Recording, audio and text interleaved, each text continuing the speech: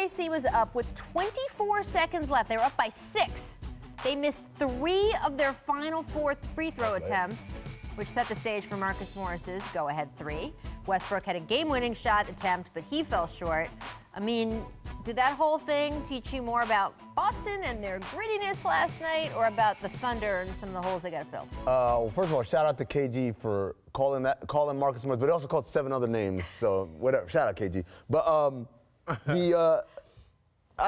like players only, by the way. I like it too. I like it too. I know it's a mixed. People have mixed reaction. I think it's good. It's cool. I'm all for it. Celtics, they are who we thought they are. Like, that's who they are. That didn't show me anything. I know that's who they are. Right, which is on both sides of the coin, right? Yeah, but gritty and they'll like squeak wins out and do the smart. But I think that's a regular season phenomenon. Okay. I think in the playoffs, if you don't have your horses, that grittiness only gets you so far. Yeah. Your stars have to step up in the playoffs. Or be on the court, Kyrie. Yeah, but for the Thunder, I actually think it's the opposite. I think this is like a smokescreen because it makes people think, oh, they're not that good. Look at how they're blowing games up.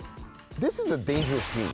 I agree. This is a dangerous team, and games like this, you're going to look at it and say, oh, man, they're not that good. Look how they blew that game and blew this game, whatever. But when it comes to a playoff situation, they're good enough to win these games, and they're good enough to win a series, maybe 2, depending on who they see in the second round. Right.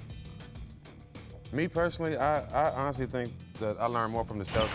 Okay. To have those young guys and not have their stars out there and they find a way to win the game with being down like that at the end of the game, I think that was impressive because you don't have Kyrie, the guy who's going to have the ball. You know what I'm saying? You don't have Jalen. Jalen is a big part of their offense too. You know, but just on the flip side, OKC, I think this is good for them. They really didn't need more fuel to the fire, but it's good for them. They're just making them even more upset. Yeah. So when they get to the playoffs and whoever they play, they're gonna unleash it on them. I've been talking about OKC all year. Watch what happened when the playoff time comes. You know who they remind me of? They remind me of the Knicks from 1999.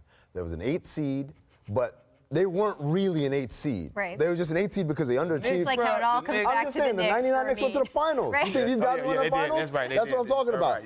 It's a team that during the regular season, they underachieved, and so when they got to the playoffs, like they're an 8 seed, but they're not really an 8 seed. They're a lot better than that. These guys are the same way, I think.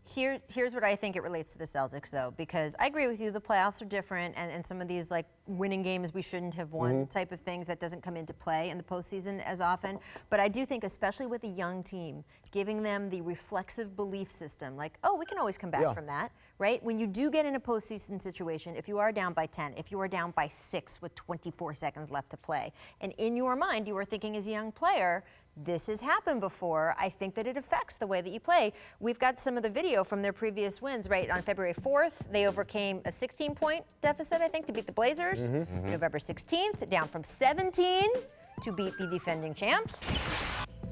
Right, here we go. Here's a video of that.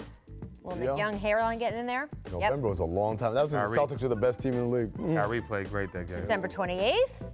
Hey, look at that. The Houston Rockets. They overcame a 26-point deficit. Got James Harden a little frazzled at the end of this game, remember? Right? Brad Stevens. Best offensive player in the world. I'm telling you. So I do think the fact that stop. I just got to tease. Just a little bit. That's your guy, Mick. I know, that's my guy, buddy. Right?